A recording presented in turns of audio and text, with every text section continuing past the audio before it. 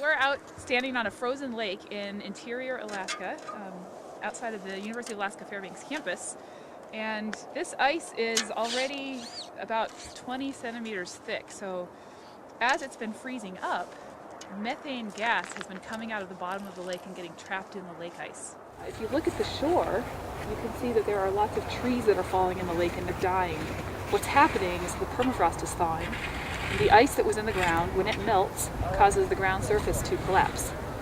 Then the forest falls in and any organic matter, dead plant and animal remains that were in the permafrost, thaw out in the bottom of the lake.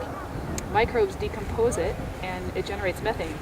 And methane doesn't like to stay in water in solution.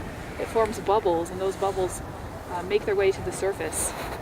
In the summertime, the bubbles pop and they enter the atmosphere. In the winter, however, this ice forms a cover on the surface of the lake, and the bubbles get trapped right under the ice, and then the ice thickens and freezes around them. And so what we have out here is like a time-lapse photograph of methane emissions from the lakes.